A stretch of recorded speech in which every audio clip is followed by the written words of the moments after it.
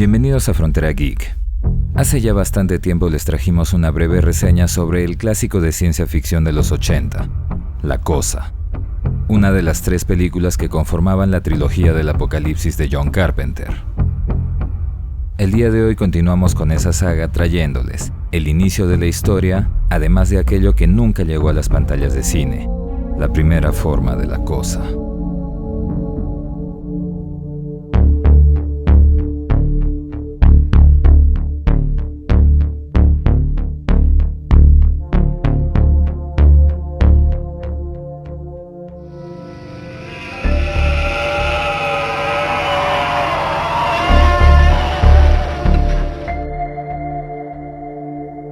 Antes de comenzar, enviamos un agradecimiento especial a nuestros Patreons y a los miembros del canal por su apoyo y fe en el proyecto de Frontera Geek. Muchas gracias a todos, amigos.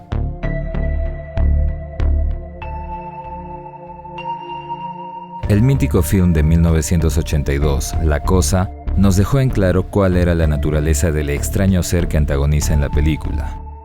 Una criatura extraterrestre con la capacidad de digerir a cualquier otra criatura viviente, asimilar su ADN y con él replicar su apariencia y comportamiento a la perfección, siendo capaz de infiltrarse en el medio ambiente de la criatura original y reemplazarla con la finalidad de continuar esparciéndose en otros individuos y asimilando nuevos materiales genéticos. Habilidad que tan solo requería tener un simple contacto físico. Además de su incontrolable virulencia, también era capaz de transformarse en aberrantes, amorfas y poderosas criaturas depredadoras mediante continuas mutaciones, al combinar los materiales genéticos de las incontables formas de vida que haya podido asimilar durante toda su existencia. Una capacidad adaptativa formidable. Pero lo que lo hacía aún más peligroso es que era extremadamente inteligente, y peor aún, que tenía la capacidad de transferir los conocimientos adquiridos con cada asimilación. Habilidad que es deducida del hecho de que Blair, una vez contaminado y duplicado, haya sido capaz de construir una nave espacial usando partes de tractores y un helicóptero. El film de 1982 nos presenta el cómo la criatura, habiendo tomado la forma de un perro, se infiltra en un centro de investigación estadounidense en la Antártida, donde empieza a asimilar a cada uno de los miembros del grupo hasta que uno de los sobrevivientes, R.J. McReady, logra acabar con su monstruosa forma final usando grandes cantidades de explosivos.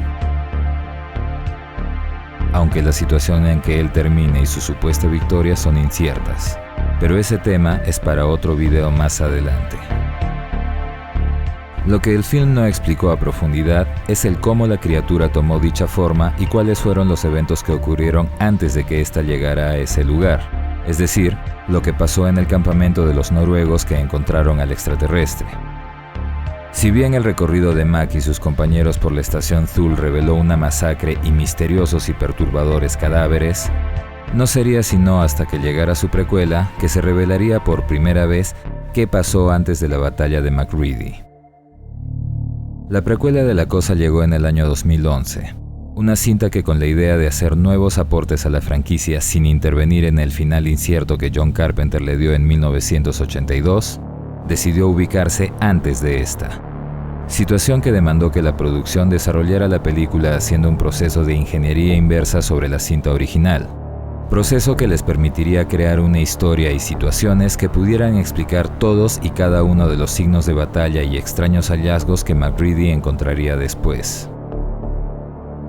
En esta historia, el protagonismo recayó sobre la joven actriz Mary Elizabeth Winstead, en el papel de Kate Lloyd, una paleontóloga que sería reclutada por el Dr. Sander Halvorson para participar en una expedición destinada a investigar un gran hallazgo científico en la Antártida. Situación que ya en el lugar la llevaría a conocer una nave extraterrestre, y aún más importante para su profesión, a la criatura que tripulaba dicho vehículo espacial, que según sus estimaciones estuvo congelado aproximadamente 100.000 años. A partir de entonces, la secuencia de eventos de la historia de Kate estaría definida por aquellos que fueran referidos en la película original, existiendo primero una excavación para revelar la nave, la misma que después los norteamericanos conocerían a través de las grabaciones del equipo noruego. el bloque de hielo del que emergería la criatura extraterrestre, el cual sería encontrado por Mac. Cabe señalar que la ambientación es idéntica. El monstruo mutante de 2 cabezas que sería incinerado, y cuyo cadáver también sería encontrado por MacReady. El hacha que Kate y Sam usan para defenderse del brazo mutado de un infectado, el mismo que Mac encontraría en la exacta ubicación. El suicidio de uno de los últimos noruegos en una escena eliminada del corte cinematográfico. Su cadáver desangrado y degollado también sería encontrado después. Finalmente, Kate y su compañero Sam enfrentarían a la última copia deforme de la cosa dentro de su propia nave, la cual, tras la destrucción de la criatura, se desactivaría nuevamente. Todo eso solo para que Kate descubra que su compañero también era una copia y termine incinerándolo. Tras lo cual, quedaría sola, angustiada, perdida. Un final incierto para Kate, tal como lo fuere el de MacReady junto a Childs en la cinta original.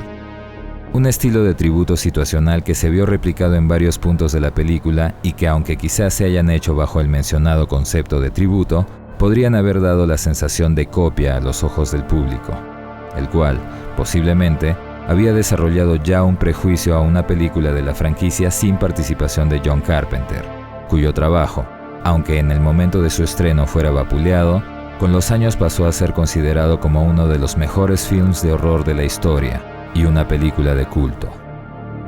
La cinta cumplió con añadir no solo nuevas monstruosidades, sino también nuevas características al extraterrestre, al permitir diferenciar a las posibles copias mediante la detección de materiales no orgánicos como metales o empastes dentales. Y confirmar además que, tal como MacReady lo dedujera para hacer su prueba de sangre, cada pieza, o incluso partícula de la criatura, por más pequeña que fuera, tenía la capacidad de desarrollar locomoción, mutar, transformarse y acechar nuevas presas a las cuales asimilar o en quienes pueda diseminarse. Pero un añadido aún más grande que esta película iba a hacer correspondía al origen de la criatura, específicamente el cómo y por qué es que la criatura llegaría a la Tierra. Una escena filmada que se desechó para el corte final de la película incluía al piloto de la nave. En el enfrentamiento final, Kate encontraría el cadáver del piloto de la nave extraterrestre, una criatura de cuerpo casi indescriptible y con 3 órganos similares a ojos en la parte frontal de la cabeza. Según lo revelado por la producción, el trasfondo de esas criaturas es que habrían estado recogiendo especímenes biológicos en todo el universo, almacenándolas para posterior examinación. Uno de esos especímenes habría sido precisamente la cosa, la cual, eventualmente, escaparía de su cápsula de contención y los atacaría uno a uno. El último de ellos, intentando destruir a la criatura, dirige la nave en rumbo de colisión a la Tierra. Se supone que ese último piloto moriría en el impacto y no a manos del monstruo, puesto que su cuerpo no presentaba las mutilaciones ni mutaciones típicas. Y como bien sabemos, la cosa no moría en el impacto, sino que saldría de la nave, posiblemente en búsqueda de otras formas de vida que asimilar y terminaría congelada por un periodo de 100.000 años. Para entonces, la forma que la criatura habría adoptado era insectoide, una especie de artrópodo gigante con 4 miembros inferiores y 2 superiores en forma de cuchillas, similares a las de la mantis religiosa, forma con la que atacaría a su primera víctima, a la cual asimilaría de manera más agresiva y salvaje, casi como un simple depredador alimentándose de su presa. Ahora, regresemos al final original, pero antes de eso, recuerda que si te gusta nuestro contenido, debes dejarnos tu like, suscribirte activando la campanita y recordar que por medio de nuestro Patreon y las membresías del canal, puedes ayudarnos a continuar con el trabajo en Frontera Geek. Estamos contando contigo. Te esperamos. Ahora sí, el final original. Sería mientras Kate observaba el cadáver del piloto que el monstruo que escapara del campamento con la forma de Sander, su jefe, reaparecería transformado y con la misma apariencia del piloto muerto de la nave. El monstruo perseguiría y atacaría a Kate, quien, incapaz de escapar y estando acorralada, le mostraría una granada, amenazando con activarla y suicidarse junto a ella. El monstruo se detendría momentáneamente y sería en ese momento que aparecería Sam portando el lanzallamas. El monstruo se distraería, permitiendo a Kate ubicarse a su lado, momento en que Sam usaría el lanzallamas contra la criatura y Kate la acabaría con la granada. A partir de ese punto, la película acabaría igual, y por ese final sabemos que antes de que aparezca, Sam ya había sido infectado y era una copia. En el final original, ese Sam, al ver a Kate y no pudiendo incinerarla por la granada que ella tenía en la mano y que los hubiera hecho volar a todos, decide atacar a la otra copia de sí mismo para engañarla y tener oportunidad de sobrevivir y asimilarla después, lo cual hubiera revelado que la cosa es incluso capaz de atacar a una copia de sí misma para sobrevivir, lo mismo que la haría no solo inteligente, sino también inescrupulosa y malévola. En el otro extremo, el escritor de ciencia ficción Peter Watts escribió una historia corta llamada The Things, Las Cosas, historia en la que revisita los eventos de las películas de la saga y otras experiencias, pero narrándolos desde el punto de vista de la criatura. Narración en la que el extraterrestre se describe a sí mismo como un explorador de mundos, un emisario o embajador, cuyo principal instinto era el de compartir y fusionarse con otras formas de vida. Misión que había adoptado después de haber obtenido gran sabiduría gracias a las incontables conciencias y formas de vida que habría asimilado y replicado. Sin embargo, el rechazo de las formas de vida terrestres y su negación a convertirse en parte de la asimilación voluntariamente lo forzarían a actuar agresiva y violentamente para doblegar el espíritu combativo de la especie. Un enfoque a mi parecer bastante forzado, puesto que aún haciendo a un lado la parte racional del ser humano, la defensa del organismo es algo que se genera a nivel instintivo, de modo que pretender que un ser vivo se entregue a ser dolorosamente consumido voluntariamente es algo muy difícil de aceptar, por no decir imposible. Pero regresando al tema, aunque la producción sostiene que la forma de ese final alternativo corresponde a la del piloto de la nave, tenemos que señalar que esta presenta similitudes con algo visto mucho antes. Como bien sabemos, la película de La Cosa fue adaptada a partir de un libro de 1938 llamado Who Goes There. Si no están al tanto de esa información, les recomiendo que vean nuestra reseña sobre la película de 1982. En dicho libro, existe una descripción de la criatura original que, además de ser representada en las diferentes portadas, lo fue también en 1976, en una revista de editoriales Whitman llamado Starstream número 1, en donde adaptarían la historia al formato de cómic, graficando la forma original del extraterrestre con 3 ojos. Algo que en 1981, en un concurso de arte cuya temática era precisamente la verdadera forma de la cosa, tras la evaluación de muchas diferentes opciones, se confirmaría las características del diseño usado en el cómic antes citado con el arte ganador de Mark David Fay, un monstruo de temible dentadura y con 3 enormes ojos. Característica que comparte con el diseño del piloto y que evidentemente no es una coincidencia. ¿Podría esa haber sido la representación live action de la forma original de la cosa? ¿Les hubiera gustado que fuera así? Evidentemente, esta precuela pudo ser mucho más memorable. Comercialmente, la cinta del 2010 no tuvo el éxito esperado, y dicha situación se atribuye a múltiples conceptos, entre los cuales están la calidad del CGI o el uso del CGI en lugar de los efectos prácticos. Más aún, cuando para la película sí se desarrollaron animatrónicos que fueron reemplazados por CGI en la postproducción. Quizás de haber seguido los pasos del gran trabajo de Rob Bottin y la contribución de Stan Winston en la cinta original, los fans hubieran quedado más satisfechos. Otros sostienen que la precuela falló en transmitir la sensación de peligro que una criatura como esa significaría en un contexto real, al situar la atención de los eventos de la película en las reacciones y pérdidas humanas más que en la peligrosidad de la criatura. Tampoco faltan los que señalan las escenas tributo como copias de la película original, un argumento que puede ser válido, pero que no está exento de ser discutible.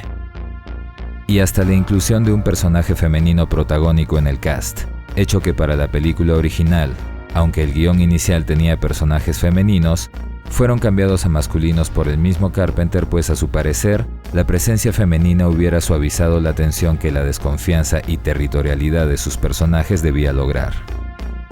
Dicho sea de paso, la producción señaló que el diseño del personaje de Kate fue muy influenciado por el de Ellen Ripley en Aliens, algo que se hace obvio al analizarlo. Es evidente que la precuela no cautivó a los fanáticos por múltiples motivos, muchos de los cuales posiblemente hayan sido potenciados por la ausencia de Carpenter en un film perteneciente a una franquicia que muchos consideran como su mejor trabajo. Nuestra percepción particular no es tan extrema. Si bien la precuela no alcanzó la intensidad de la película original, tampoco nos parece correcto que muchos la describan bajo términos despectivos o insultantes. ¿Creemos que pudo ser mejor? Sí, lo creemos. Pero como siempre, que una película no haya sido exactamente lo que esperamos no quiere decir que sea necesariamente mala. Más aún, cuando en casos como este, el de un film de culto, los fanáticos nunca aceptarán nada más allá de lo que los cautivó en un primer momento. Además, ya hemos visto producciones realmente insultantes para las franquicias a las que pertenecen, y La Cosa, definitivamente, no es una de ellas. Lo que sí es innegable es que MacReady y la cinta del 82 siempre serán las predilectas de todo fan de esta franquicia, lo cual nos hace preguntarles: ¿sabías que La Cosa de John Carpenter es un remake de una película de 1951? ¿Sabías que existen más historias de MacReady después del final de la película? ¿Sabían que NECA ha iniciado una línea de coleccionables de la franquicia? Como siempre, no olviden revisar los videos del canal. Si les gustan los documentales, curiosidades y sagas completas de películas, no olviden visitar nuestra lista de reproducción de reseñas de cine y series. Ahí encontrarán muchas más franquicias. Esperamos que el video les haya gustado. Déjennos un like, compártanlo, suscríbanse activando la campanita y recuerden que pueden hacerse miembros del canal o de nuestro Patreon y así ayudarnos a traerles mucho más contenido como este. Soy Dexeo. Gracias por el apoyo y preferencia. Hasta la próxima.